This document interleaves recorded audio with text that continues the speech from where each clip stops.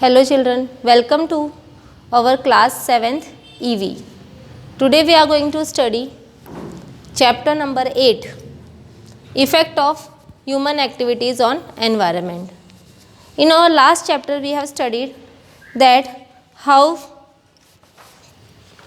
we can save our planet.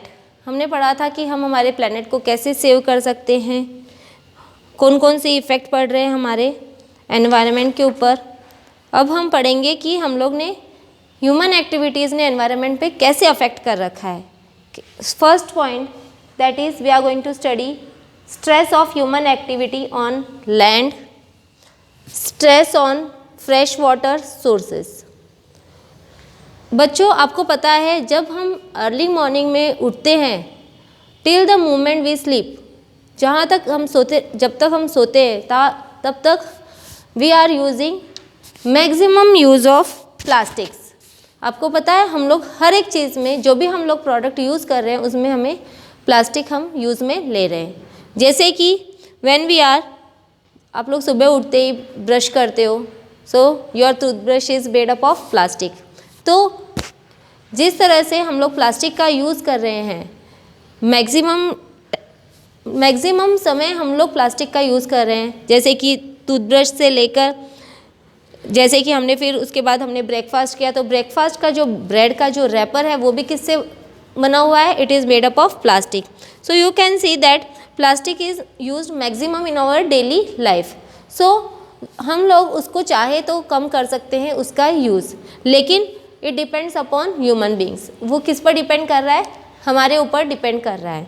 So notice how much we are dependent nowadays on plastic, so which is so detrimental to our world. लेकिन हमें ये नहीं पता है कि हम हमारे वर्ल्ड को बहुत ज़्यादा इफ़ेक्ट दे रहे हैं, हमारे एनवायरनमेंट को हम लोग पोल्यूट कर रहे हैं, यानी एनवायरनमेंट को हम बहुत ज़्यादा इफ़ेक्ट दे रहे हैं, साइड इफ़ेक्ट दे रहे हैं. Are these any ways by which you can cut down on your consumption of plastic.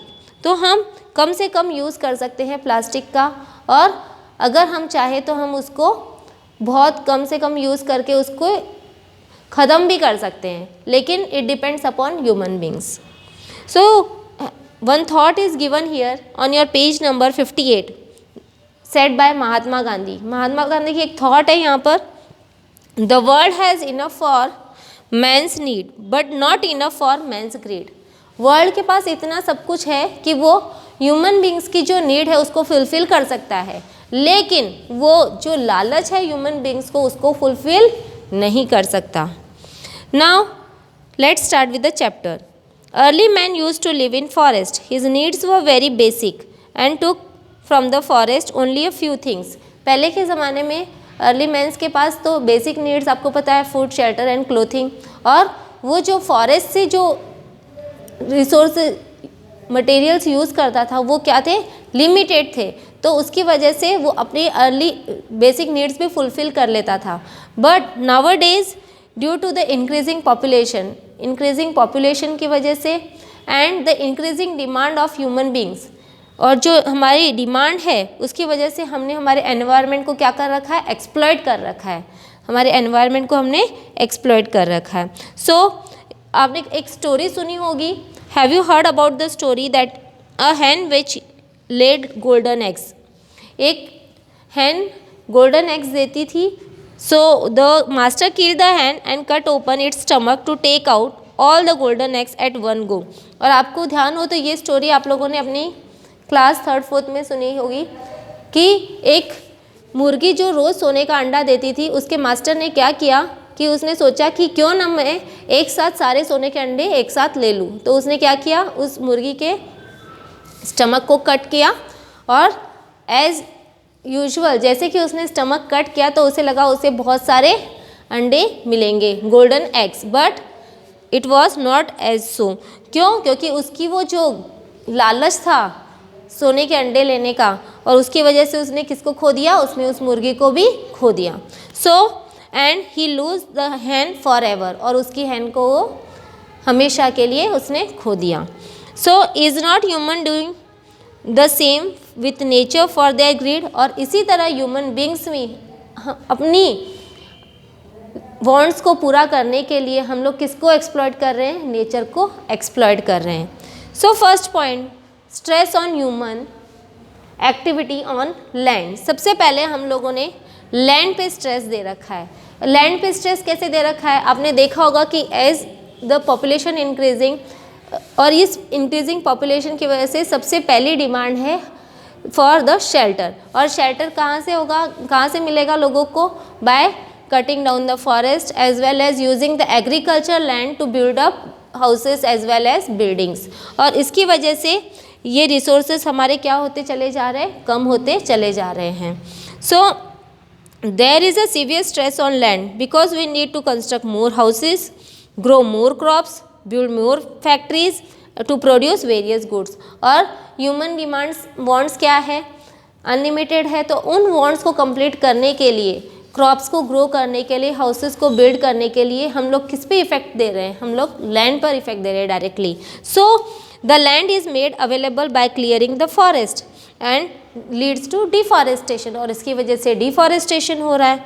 So since forest play a major role in causing rain, और आपको पता है कि अगर फॉरेस्ट नहीं होंगे तो हमारे रेनफॉल भी बहुत स्कैंटी होगी, और उसकी वजह से पूरा इको सिस्टम डिस्टर्ब हो जाएगा, और उसकी वजह से क्या होगा? पूरे एनवायरनमेंट पे इफेक्ट पड़ेगा। लेकिन फिर भी हम लोग ये समझ नहीं रहे, and we are creating a harmful effect on the land. Second point is stress on fresh water sources. Fresh water sources, which are the sources? That is rainwater. Rainwater is the purest form of natural water. It collects in rivers, lakes, ponds and other water bodies. और ये पानी जब collect होता है reverse, lakes में, तो उसके बाद ये क्या होता है? ये वाटर सीप होता चला जाता है ग्राउंड में, and that is water table पे, underground water we can say that it collects as a underground water। और ये these also frozen glaciers melt in summer season and more fresh water is added to rivers। और reverse में जो glaciers पिघलते हैं वो भी आकर कहाँ मिक्सअप हो जाते हैं? रिवर्स के अंदर मिक्सअप हो जाते हैं।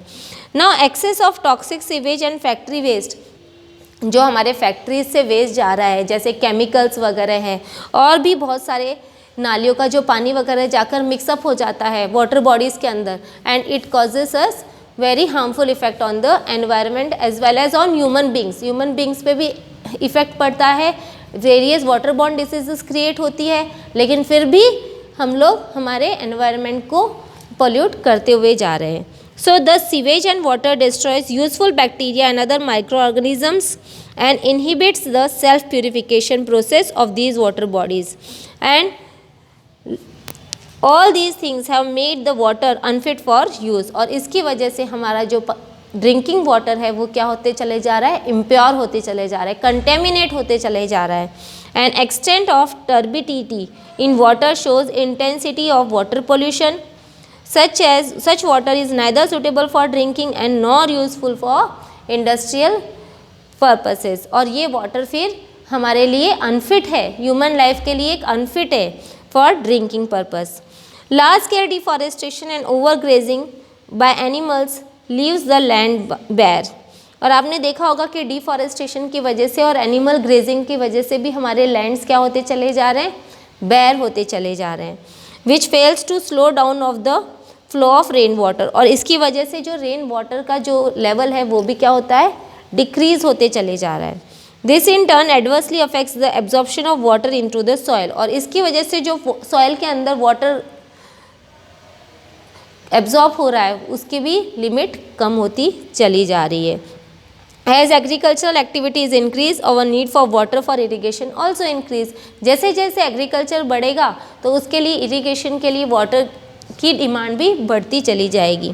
But this puts a pressure on both surface water as well as on the ground water. और इसकी वजह से हमारे ग्राउंड वाटर और सरफेस वाटर दोनों पे इफेक्ट पड़ रहा है, क्योंकि एक तरह से एक प्रेशर हो रहा है उसके ऊपर।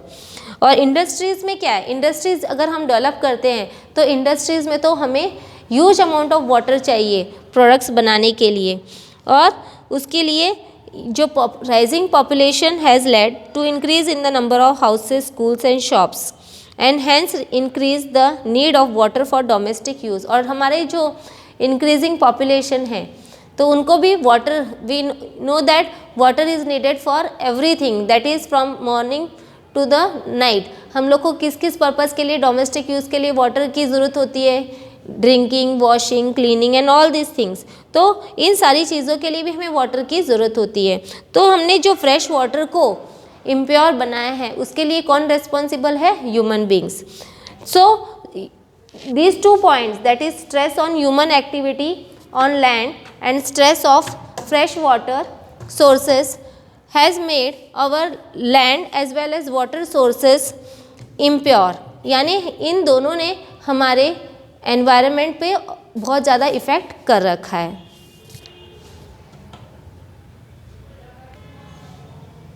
जो ये राइजिंग पॉपुलेशन है इसने एक ग्रेट इफेक्ट दे रखा है एनवायरनमेंट पे। तो again we can say that as build up areas increases and overall open area reduces, the amount of water seeping into the ground decreases considerably। जैसे कि पॉपुलेशन इंक्रीज होती चली जा रही है, जो वाटर की जो डिमांड है वो भी इंक्रीज होती चली जा रही है, तो उसकी वजह से हमारा जो वाटर टेबल का जो लेवल है वो क्या होते जा रहा है? डिक्रीज होते चला जा रहा है, और उसकी वजह से we are resulting in the depletion of ground water, और ये बहुत ज़्यादा इफेक्ट पड़ रहा है ग्राउंड वाटर पे। That's why we can save our ground water as well as we can save our land. अगर हम चाहे तो हम लोग लैंड को और वाटर सोर्सेज को ईजिली सेव कर सकते हैं, but we have to take some actions, यानी हमें कुछ एक्ट्स अपनाने पड़ेंगे, कुछ प्लान्स अपनाने पड़ेंगे जिससे कि हम हमारे एनवायरनमेंट को सेव कर सकते हैं। और children, we have completed this much in our lecture 1.